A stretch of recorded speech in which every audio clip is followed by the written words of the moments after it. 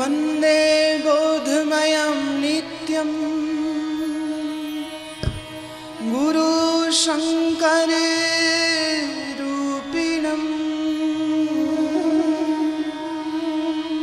यमाश्रितो हि वक्रोऽपि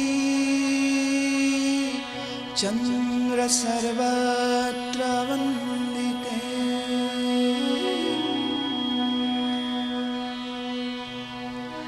गुरुर्ब्रह्मा गुरुर्विष्णु गुरुर्देवो महेश्वरः गुरुर्साक्षात् परब्रह्म तस्मै श्री गुरुवे नमः।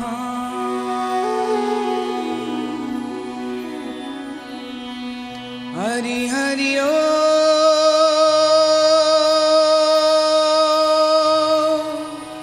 हरि हरि ओ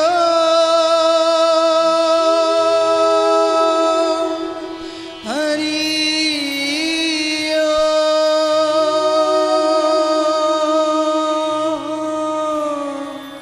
हरि ओ।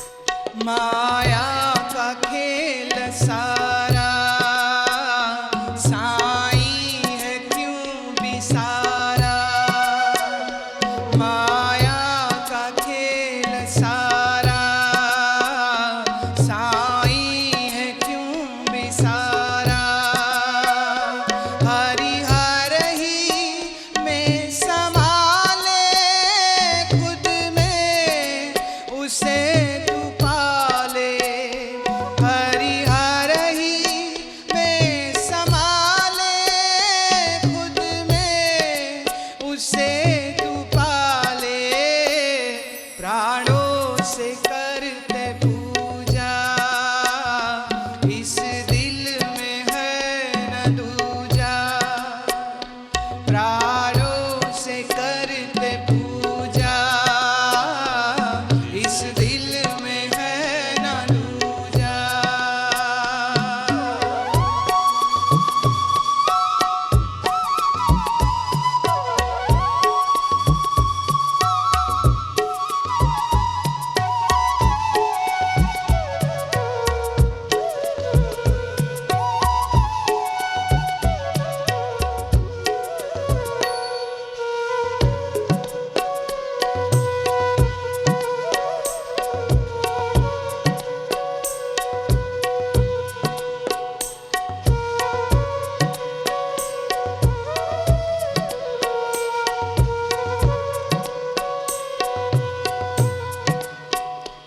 एक ही की है ये रचना, दूजा न कोई समझना। एक ही की है ये रचना, दूजा न कोई समझना। एक फना होता जाए, दूजा न मिटने पाए। एक फना होता जाए, दूजा न मिटने पाए। प्राणों से करते पूजा, इस दिल में है न दूजा। प्राणों से करते पूजा, इस दिल में है न दूजा। फिर समझ क्यों ना आए, मेरा दिल बहल न पाए। फिर समझ क्यों ना आए, मेरा दिल बहल न पाए। प्राणों से करते पूजा, इस दिल में है न दूजा। प्राणों से करते पूजा, इस दिल में है न दूजा।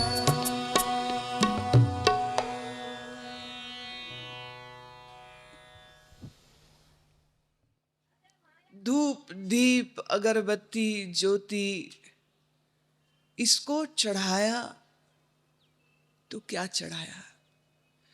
चढ़ाना था अपने आप को, चढ़ाना था अपने प्राण को, चढ़ाना था अपने दिल को, चढ़ाना था ईश्वर के चरणों में अपनी भावनाओं को, चढ़ाना था अपने अहंकार को। और हम अहंकार नहीं, अपना सिर नहीं, भगवान को भी धोखा देते हैं। झूठा सिर चढ़ाते हैं, नारियल चढ़ाते हैं।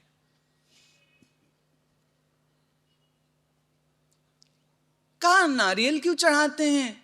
कहा वो मनुष्य के सिर का प्राय है, क्योंकि उसमें भी बाल हैं, जैसे सिर पे बाल हैं, दो आंखें हैं, एक नाक का छेद भी बना रहता है।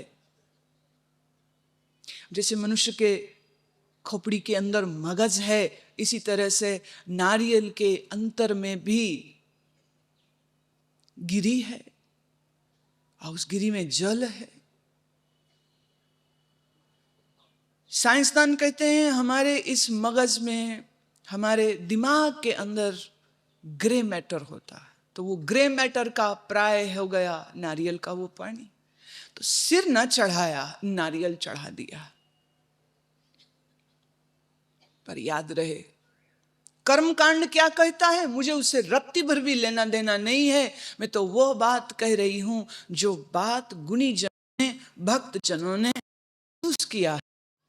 पूजा वही है जो भाव से है, जो भाव विहीन है वो पूजा है ही नहीं।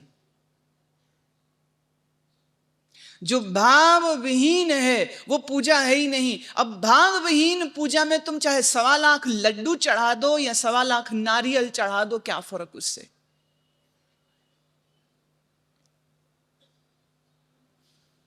तुम अपने मंदिरों में भी बाजार ले गए हो, बाजार की बोलियां ले गए हो, आड़त की दुकान ले गए हो। वहां पर जो जितने ज्यादा पैसे देगा वही आरती करेगा। और तुमने देखा, मैंने मेरे सत्संग में पंजाबी भाषा में कहने लगी हूं, स्यापा ही खत्म कर दिया। भगवान कोई खटपटिया गुरु नहीं है जिसको झूठ की आरती स्वीकार हो जाएगी। उसको वही आरती स्वीकृत है जो तुम्हारे हृदय से निकली हो, जिसमें तुम्हारा प्रेम हो। मेरे देखे, जिस दिन आरती की ज्योत जले न जले, पर तुम्हारे मन में प्रेम की ज्योत जल जाए, हाथ में फूल आए या ना आए, भाव के फूल तुम्हारे मन में खिल जाएं। चढ़ाने को कोई रुपया पैसा जेवर हो या ना हो, जिसने अपना आपा चढ़ा दिया वो और क्या चढ़ाएगा। जिसने अपने आप को ही दे दिया हरि चरणों में, वो और हरि को क्या देगा।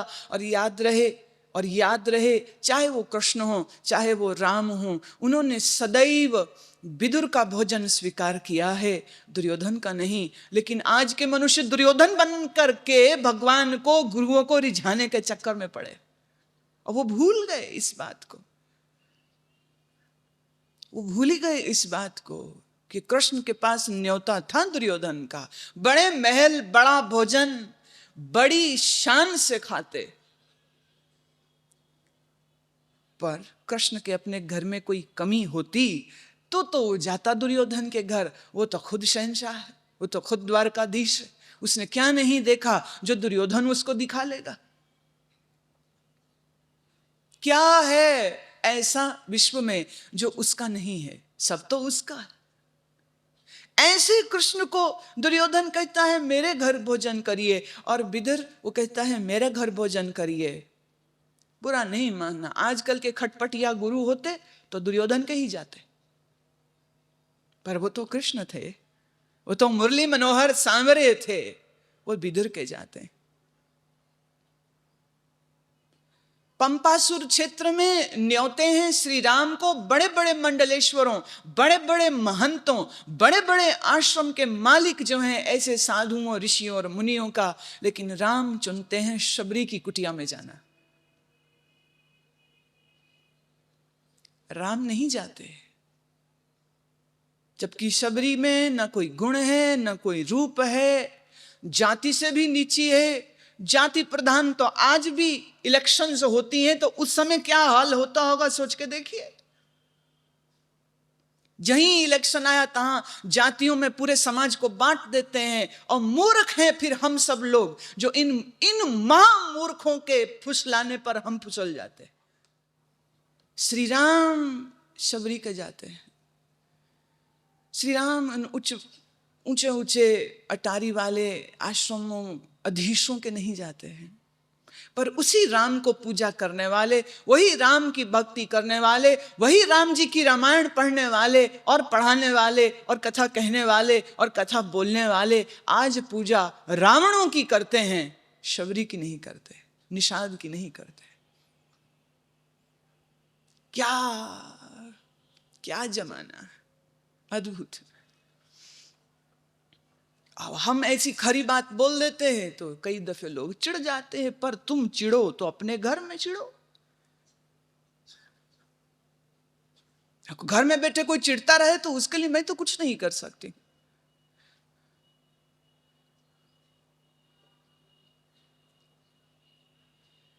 मंदिर हैं ऐसे ऐसे, जिन मंदिरों में जो जितना ज्यादा चढ़ावा चढ़ाए वो उतना ज्यादा देर तक भगवान की मूर्ति के सामने बैठ सकता है। और तुम ही लोग हो जो लाइन लगा करके रुपया पैसा खर्च करके वहां पर चढ़ाओगे कि दर्शन हो जाए।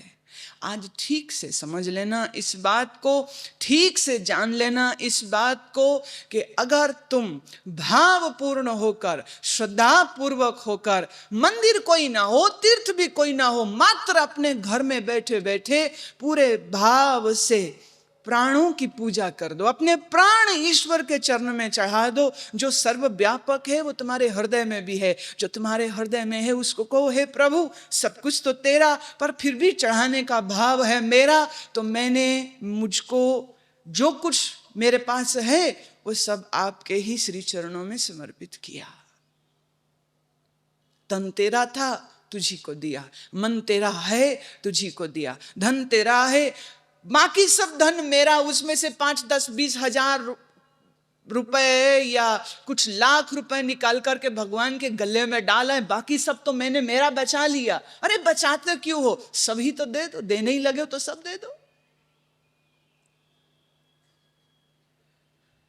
और मजे की चीज ये है, भाव के इस जगत में तुम उतरते हो जब, तो एक अद्भुत अद्भुत विस्मयकारी अनुभव मिलता है, असीम आनंद की अनुभूति। पहले से ही सब कुछ उसका था, पर यह भाव आते ही प्राणों से करते पूजा।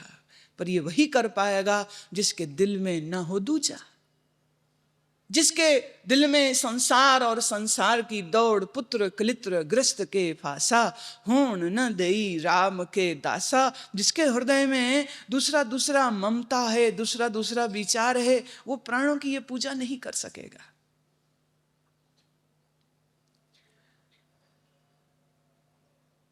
कंजूसी क्या, देने ही लगे तो कंजूसी क्या। मुझे स्मरण आता है, रामकृष्ण परमहंस के पास एक सेठ आए, कहने लगे मैं आपको 10,000 मुद्राएं देना चाहता हूँ, 10,000 सिक्के सोने के हैं, चांदी के हैं, आपको देना चाहता हूँ। रामकृष्ण कहते अच्छा मुझे देना चाहता है, लिए अब एक काम कर, यहाँ से उठो, थैली उठाओ और वहाँ गंगा जी में जाकर के डालो। कहते ठाकुर 10,000 की मुद्राएं हैं इसमें। बोले हाँ तुमने कहा, मेरे कान ठीक से सुने, मैं समझ रहा हूं इसमें 10,000 हैं, तुमने मुझे दिए, मैंने लिए, अब मैं चाहता हूं कि तुम मेरे पैसों को गंगा माई को दे आओ। अब आपकी मर्जी है ना, आप अपने धन को अलमारी में रखो, संदूक में रखो, बैंक के लॉकर में रखो, कि किसी मित्र के घर में रखो। तो बोले मैं मेरी माँ के पास रखता हूं। कहाँ रखूंगा, मां के पास रखूंगा। अब ये थैली जाकर के गंगा जी में डाला। दक्षिणेश्वर का ये जो स्थान है, ये बिल्कुल नदी के तट पर। अब सेठ बेचारा करे क्या, क्यों, दे चुका है, उन्होंने कहा मैंने ले लिए, अब मेरी चीज है, मैं मेरी चीज का क्या करूं, उससे तुमको क्या।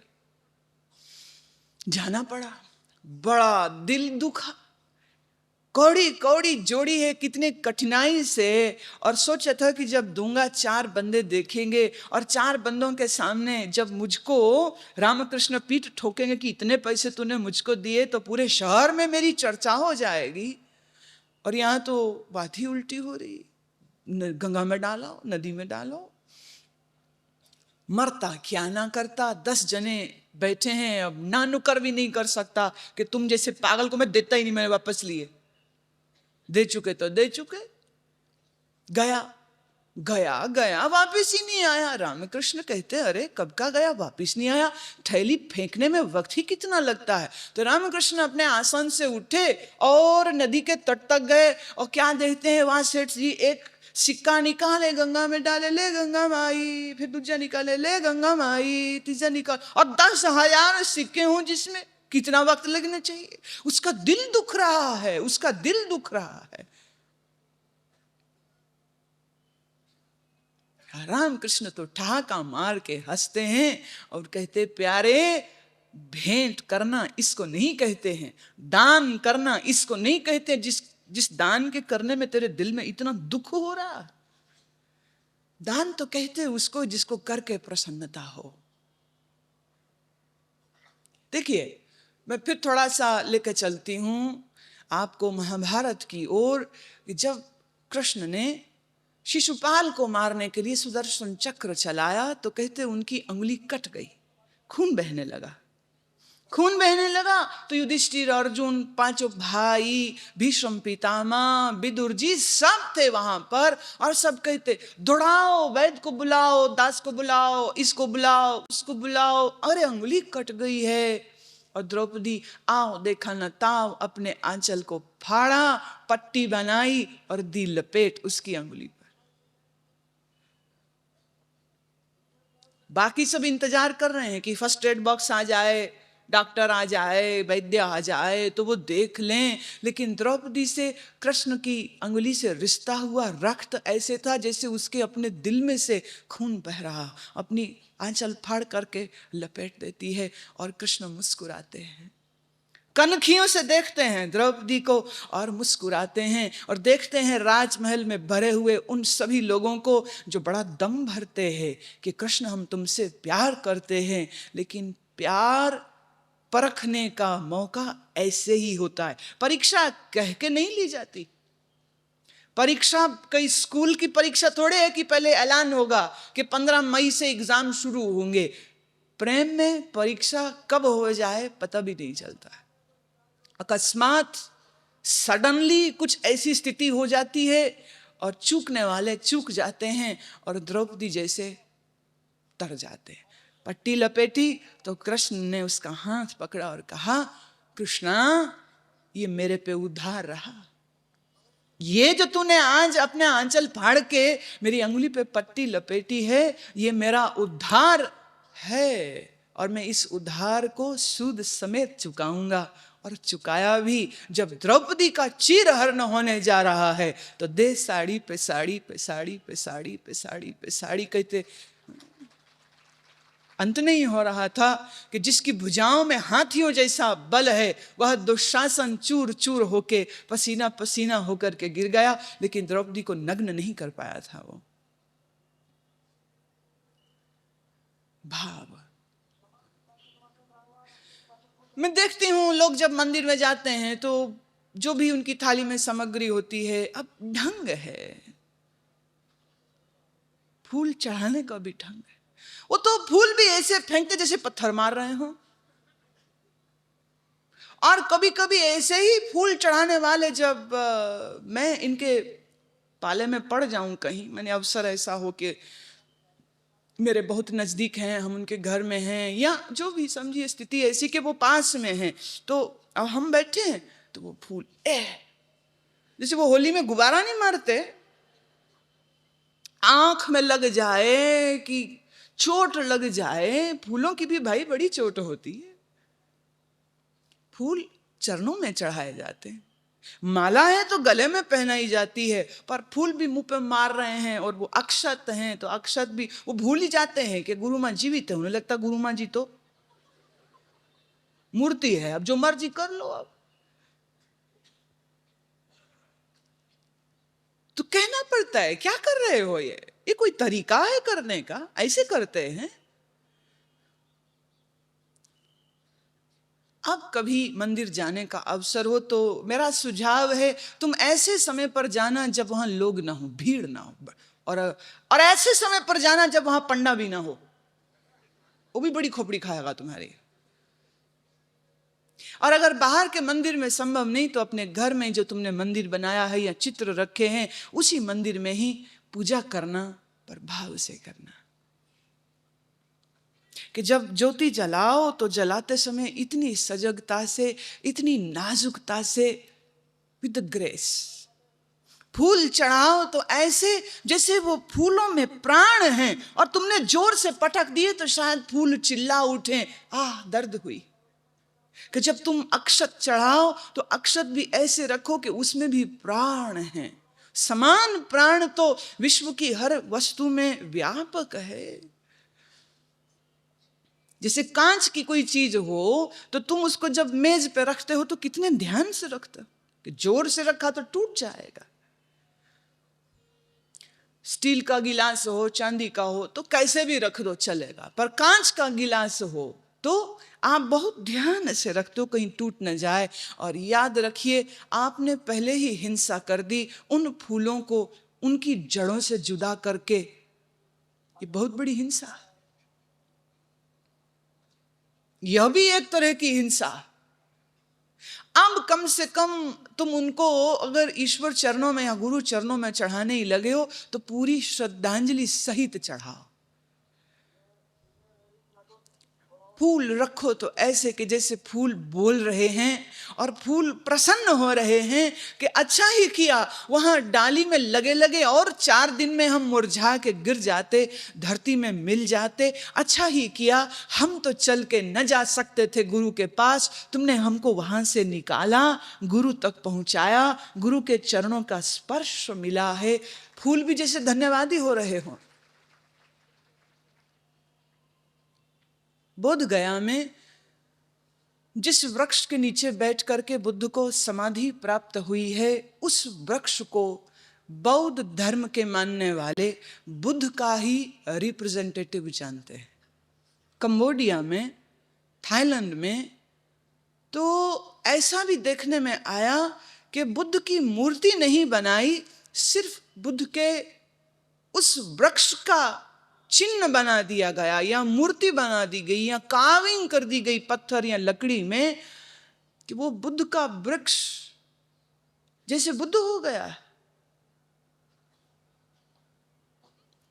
जिस वृक्ष के नीचे बैठ करके बुद्ध को महासमाधि प्राप्त हुई, संबोधि प्राप्त हुई, ये इतना बड़ा विस्फोट हुआ उनके चित्त में, तो उसको जैसे पी गया है वृक्ष।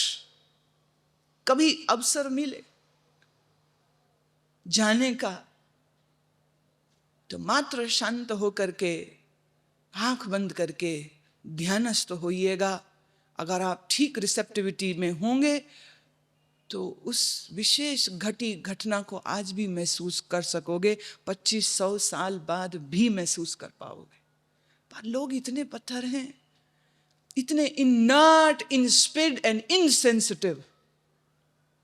हृदय का तो हमारा पता ही नहीं कि दिल नाम की भी कोई चीज होती है हमारे अंदर। सिर्फ इंद्रियक और शारीरिक तल पर हम लोग जीते हैं, भाव के तल पर, भाव के जगत में, हृदय के तल पर हम जीते ही नहीं। कुरुक्षेत्र में जिस वृक्ष के नीचे खड़े होकर के, या बिल्कुल उसके नीचे न सही, लेकिन शास्त्र कहता है कि वह वृक्ष मौजूद था जब कृष्ण ने गीता उच्चारी है। आज भी ज्योतिसर कुरुक्षेत्र के उस स्थान पर तुम जाओ और शांत भाव से बैठो, कहीं कृष्ण की बंसरी आज भी सुन जाएगी। नाश तो किसी चीज का भी नहीं होता, समय के साथ प्रवाह में चीज तो बनी रहती है, नाश नहीं होता, पर भाव हो तो। जैसे ज्योतिर्लिंग हैं, 12 ज्योतिर्लिंग हैं शंकर भगवान के, वहां जाओगे तो सिर्फ पिंड है, शिवलिंग है, पत्थर है, तुम कहोगे चट्टान है। जैसे केदारनाथ में तो लगता है जैसे चट्टान ही है, शिवलिंग का आकार भी नहीं, आकार भी नहीं। ओंकारेश्वर में देखो तो उसमें भी कोई सही शिवलिंग का आकार तो है ही नहीं वहां पर, लेकिन फिर भी उनको ज्योतिर्लिंगों में गिनती गिनी जाती है। क्यों?